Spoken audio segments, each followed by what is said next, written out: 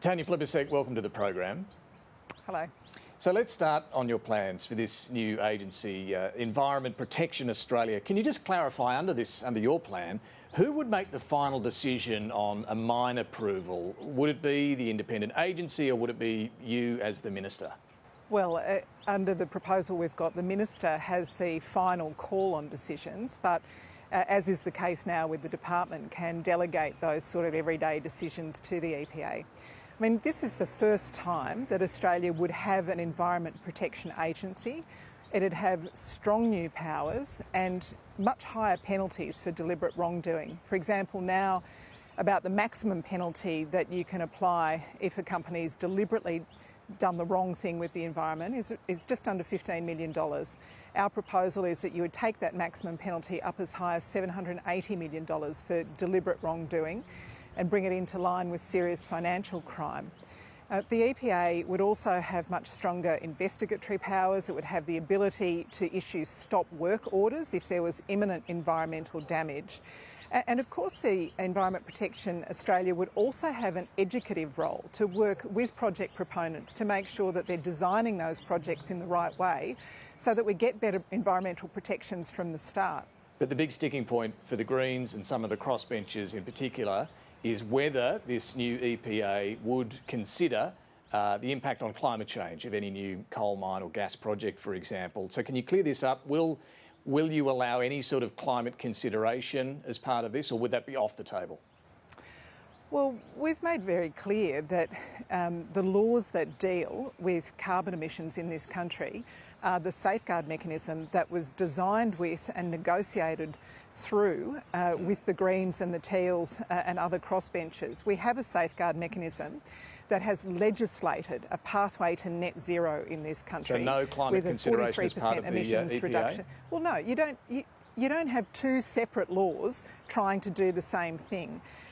Any large project in Australia is measured against that safeguard mechanism to make sure that it fits within our trajectory to net zero. Now, we know that climate change is serious. We know that it has environmental impacts. That's why we're working so hard to address it. You did when you became minister, say that you wanted to do a whole lot more than just this EPA. You wanted to change environmental laws. You said they were broken, they were out of date, they were ineffective. You said nature is in crisis, that it can't afford delays. The changes to environmental laws, it's now very unclear when that might happen. Will that be pushed into the next term of Parliament beyond the next election? Well, we've already obviously passed our first tranche of environmental law reform, and that's what gave us the expanded water trigger so that we are better able to protect our water sources from any negative impacts from mining. It's also what established the world's first national nature repair market that will start operating next year. These laws, the second tranche of laws, are in the Senate right now. They could be passed in the next Senate sitting week. And what I'd like to see is the Greens political party voting for what they've always said they wanted to see, an Environment Protection Agency, and I'd like to see the Liberals and Nationals voting for faster, clearer decisions for business, which is what Environment Information Australia and the great new data that it would produce would enable. Just a couple of other things while I've got you there, Minister. Jobs figures out today. They show unemployment has remained at 4.1%. 64,000 new jobs created last month. Economists, though, say that means we most likely won't see an interest rate cut this year. Is there more heat in the economy than the government expected? Well, I'm never going to complain about job creation in Australia. I mean, I'm thrilled with the fact that we've created 1 million new jobs. This is the largest number of jobs created by any government in Australian history.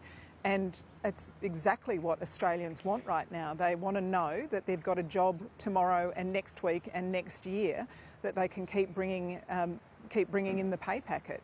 I mean, we want to make sure that people have jobs and that when they've got that job, that it's more secure and that the pay and conditions are better. We've seen a $7,000 increase in the minimum wage since we came to government.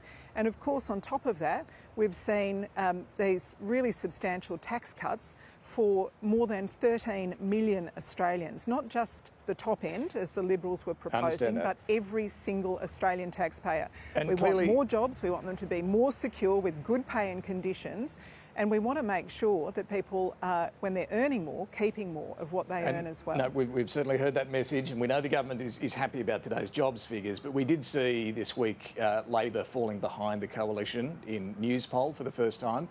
Then came the news of the Prime Minister's property purchase on the Central Coast, which has unnerved some of your colleagues. Do you think this showed good judgment from the Prime Minister? Oh, look, I don't think any Australian's going to blame the Prime Minister after, working all his life for buying a home to move into when he gets married to his new partner. I think most people would completely understand that he's got a personal life as well. And I do think most people are much more focused on what we're doing for their housing. And we've got $32 billion worth of housing policies, making it easier to buy a home of your own, making it easier to afford a place to rent. We're investing through the Housing Australia Future Fund. We've already announced the first 14,000 homes to be built through that. That would have happened a lot sooner. That would have happened a lot sooner if we didn't have the Greens and the Liberals blocking that. I appreciate the segue there, Tanya Plibersek. But this is a question about judgment. If you were Prime Minister, and I'm not sure if you've ever considered that prospect, but if you were PM, is this something you would have done?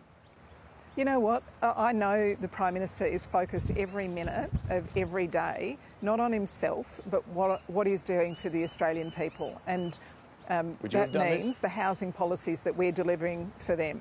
It's just a nonsense sort of speculative question, David. I'm very happy where I live now. Thanks very much. Okay. It's a nice part of the world. Tanya Plibersek, thanks for joining us. Thank you.